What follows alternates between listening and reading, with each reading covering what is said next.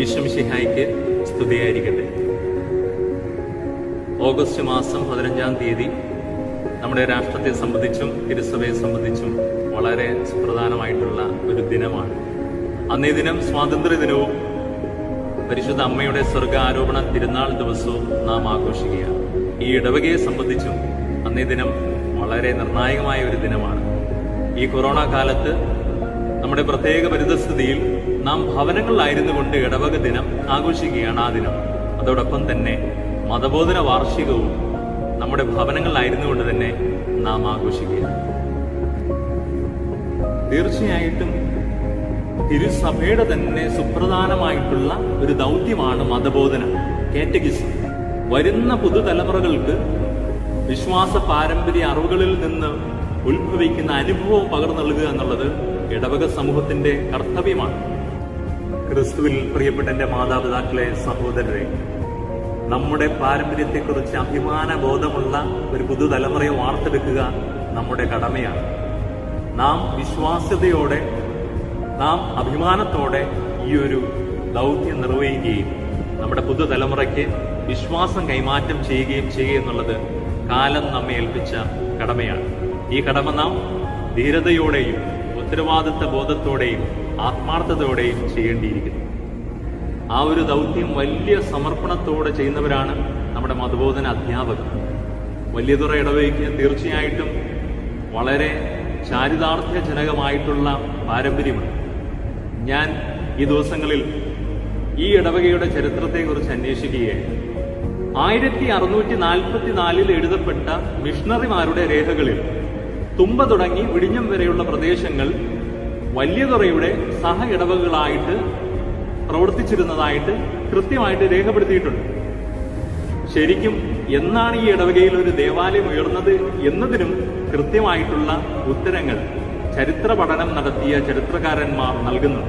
ബഹുമാനപ്പെട്ട ജോസഫ് തെക്കേടത്തെന്ന ചരിത്രകാരൻ തന്റെ പ്രസിദ്ധമായ പുസ്തകത്തിൽ രേഖപ്പെടുത്തിയിരിക്കുന്നത് 1563 ഇവിടെ ഒരു ദേവാലയം നിർമ്മിക്കാനുള്ള അനുമതി അന്നത്തെ ഭരണ സംവിധാനങ്ങൾ നൽകിയിട്ടുണ്ട്. 1563 തന്നെ ഇവിടെ ഒരു ദേവാലയം ഉയർന്നതായിട്ടും മറ്റ് പ്രദേശങ്ങളിൽ ചെറിയ ചെറിയ കുരിശടികൾ സ്ഥാപിക്കപ്പെട്ടതായിട്ടും രേഖപ്പെടുത്തിയിരിക്കുന്നു. നമ്മുടെ കർത്താവായ ഈശോ ജ്ഞാനത്തിലും പ്രായത്തിലും ദൈവത്തിന്റെയും മനുഷ്യരുടെയും പ്രീതിയിലും വളർന്നു വന്നു. ഒരു സുപ്രഭാതത്തിൽ നമ്മുടെ കർത്താവ് ഇത്തരത്തിലുള്ള ഒരു മനുഷ്യനായിട്ട് കാണപ്പെട്ടതല്ല. തിരിച്ചറിവിന്റെ പ്രായം തുടങ്ങി ഏതൊരു യഹൂദ ബാലനെയും പോലെ ഈശോയുടെ മാതാപിതാക്കന്മാരും ഈശോയെ പഠിപ്പിച്ചിരുന്നു, വിശ്വാസ കാര്യങ്ങൾ പഠിപ്പിച്ചിരുന്നു. പ്രത്യേകിച്ച് സങ്കീർത്തനം 84-ാം അധ്യായം ഈശോയുടെ മാതാപിതാക്കൾ ഈശോയെ പഠിപ്പിച്ചിരുന്നിരിക്കണം. ഈശോ ആത്മാർത്ഥതയോടെ തന്റെ ജീവിതത്തോട് ചേർത്ത് വച്ച ഒരു സങ്കീർത്തനമാണ് 84-ാം സങ്കീർത്തനം. നമുക്ക് ശ്രദ്ധാപൂർവം ആ സങ്കീർത്തനം ശ്രവിക്കാം. നൽകുന്നു, പരമാർത്ഥതയോടെ വ്യാപരിക്കുന്നവർക്ക് ഒരു നന്മയും അവിടുന്ന് നിഷേധിക്കുകയില്ല. സൈന്യങ്ങളുടെ കർത്താവെ, അങ്ങയിൽ ആശ്രയിക്കുന്നവൻ ഭാഗ്യവാൻ. നമ്മുടെ കർത്താവായ ഈശോ ജ്ഞാനത്തിലും പ്രായത്തിലും ദൈവത്തിന്റെയും മനുഷ്യരുടെയും പ്രീതിയിലും വളർന്നു വന്നതുപോലെ ഈ ഇടവകയിലെ യുവജനങ്ങളും കുഞ്ഞുങ്ങളും കർത്താവിന് പ്രീതികരമായി മനുഷ്യർക്ക് പ്രിയങ്കരായി ജീവിക്കണമെന്നുള്ളത് ദൈവത്തിന്റെ ഇഷ്ടമാണ്, ദൈവത്തിന്റെ ഹിതമാണ്. അങ്ങനെ തിരുസഭയ്ക്കും രാഷ്ട്രത്തിലും ലോകം മുഴുവനും അഭിമാനത്തോടെ നോക്കാൻ സാധിക്കുന്ന ഒരു പുതുതലമുറ ലത്തീൻ കത്തോലിക്ക സമുദായത്തിൽ നിന്നും, പ്രത്യേകിച്ച് വലിയതുറ ഫെറോനയിൽ നിന്നും, ഏറ്റവും പ്രത്യേകമായിട്ട് നമ്മുടെ ഇടവകയിൽ നിന്നും ഉയർന്നു വരാൻ നമ്മുടെ മതബോധന രംഗത്തിനും നമ്മുടെ ഇടവക സമൂഹത്തിനും സാധിക്കട്ടെ.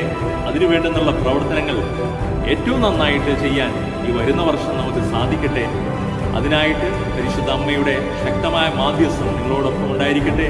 ഒരിക്കൽ കൂടി എല്ലാവർക്കും ഇടവക ദിനത്തിന്റെയും മതബോധന വാർഷികത്തിന്റെയും പരിശുദ്ധ അമ്മയുടെ സ്വർഗ ആരോപണ തിരുനാളിന്റെയും സ്വാതന്ത്ര്യ ദിനത്തിന്റെയും എല്ലാവിധ ആശംസകളും സന്തോഷത്തോടും സ്നേഹത്തോടും കൂടി പറഞ്ഞുകൊണ്ട് നിർത്തുന്നു.